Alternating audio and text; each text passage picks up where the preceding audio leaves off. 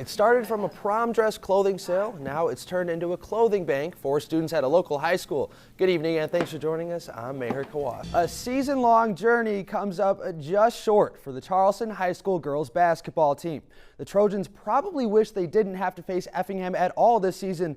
Instead, the two teams faced off for the fourth time last night, and once again, the Hearts proved their dominance in a 63-54 sectional championship win. If anyone can relate to Charleston, though, it's Bethany Okaw Valley, who was just one step away from the state title game. Okaw Valley suffers a bitter end to its season with a 58-43 loss to Stockton in the semifinals earlier this morning. In an effort to promote gun safety, a local police department is protecting the community. The Casey Police Department and Project Child Safe are giving out free gun locks. The department says they can't stress enough how important it is to lock up your firearms. They say the gun locks work on all handgun models and include manuals. To get a gun lock, contact the Casey Police Department or your local police department. A Coles County rescue with a purpose. The Newman Police Department is welcoming their newest four-legged member. The department says Jake is a Coles County rescue trained in narcotics detection as well as search and recovery. Coles County Animal Shelter says the Bull Terrier mix was in their care for only 2 days before the department adopted him. The K9 unit says Jake is expected to start work soon. Jake's training was paid for through several community donations. The Hawks take little time to crack the scoreboard as David Camp takes advantage of the turnover and flips the wrister in there for a 1-0 lead. Over in the second period, Nashville responds as another bad clearing attempt goes wrong. Kyle Turris a step ahead, slapping it in to even the score at 1. Later that period, Nick Smaltz gets the pass and takes no time with this slap shot, giving the Hawks a 2-1 lead.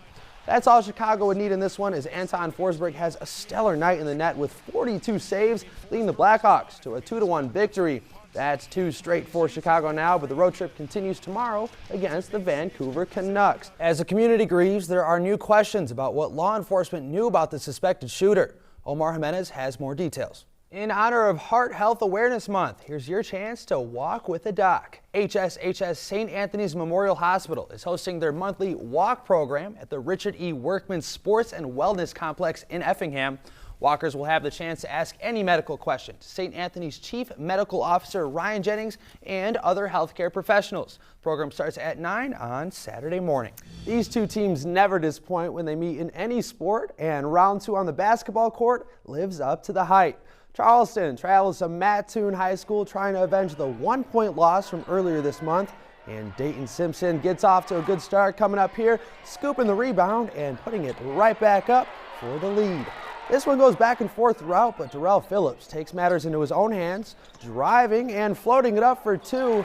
But DeAndre Thomas was the anchor for Mattoon in this one, picking up another board here, 1 of 9, and finding the net for 2 of his 17 points. His effort isn't enough, though, as the Green Wave shoot just 18%, resulting in the 56-48 loss to Charleston.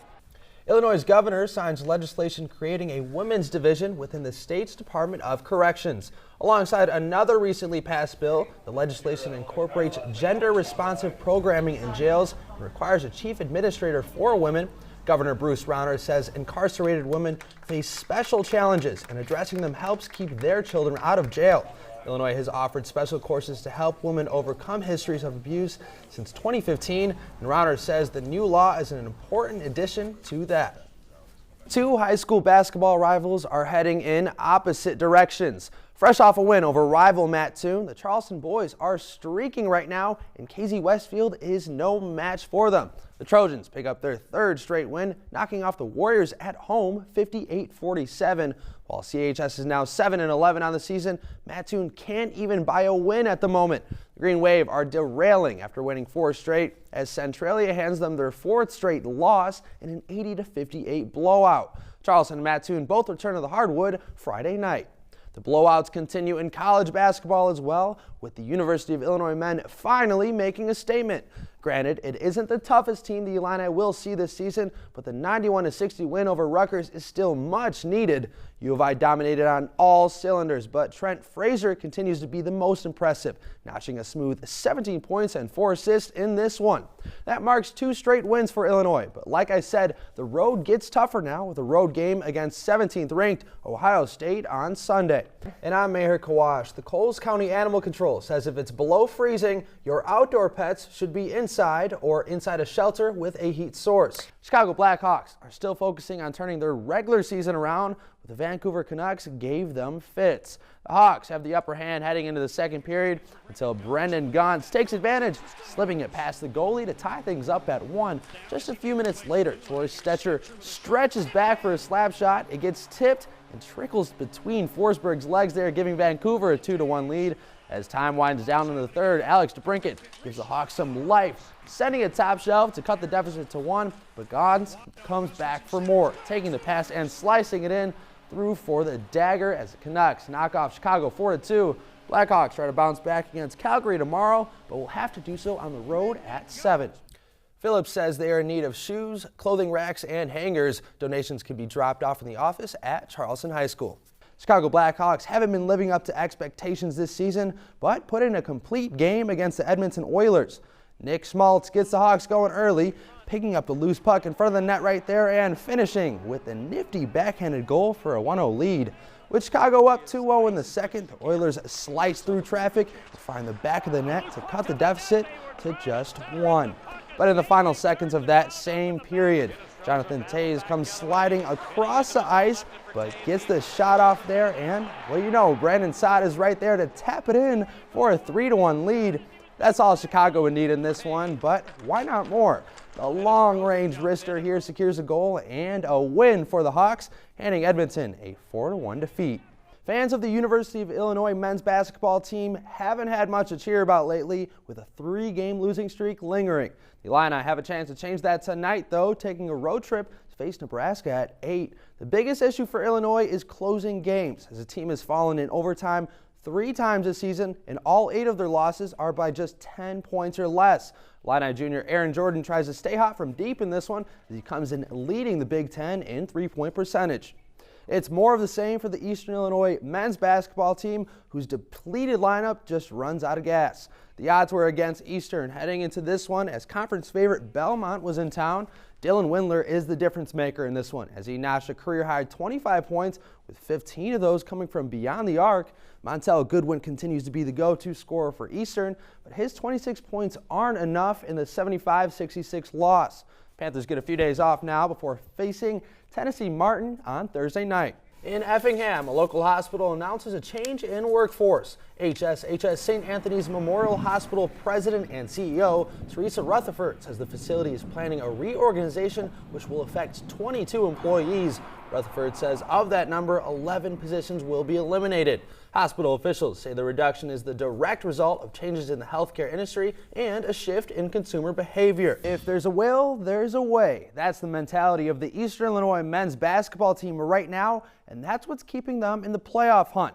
Panthers were on the road facing Southern Illinois Edwardsville, and it was a tale of 2 completely different halves. Cougars scrapped up a 6-point deficit in the second, while EIU didn't even score in the final 3 minutes of the game, but Montel Goodwin's 21 points are just enough in the Panthers' 78-74 win. With the victory, Eastern is now in sole possession of that 8th and final coveted spot to clinch an OVC tournament berth. Neoga School District members could settle on a price for their former elementary school tonight. School officials say board members will once again discuss leasing or selling the former building. Neoga School Superintendent Ben Johnson says the district is fully prepared to sell as long as the school board decides on the best decision. The school board meeting starts at 6:30. The building currently houses Quality Network Solutions, a missionary church whose permanent location is under construction. Sore throats are not only irritating, but can be a sign of more severe health issues. Mary Maloney has more on what you can do to soothe a sore throat in tonight's Health Watch. The Charleston High School girls basketball team is familiar with success, but this year the Trojans are taking another step forward. CHS has notched 20 wins in 3 straight seasons, yet has just 1 regional title to show for it back in 2015. Well, now the Trojans can add another to that as they make easy work of Muhammad Seymour in the regional championship with the 72-35 win. The next step is a sectional championship, and if Charleston wants a chance at that, it'll have to come at the hands of Lanphier High School Tuesday in the semifinals.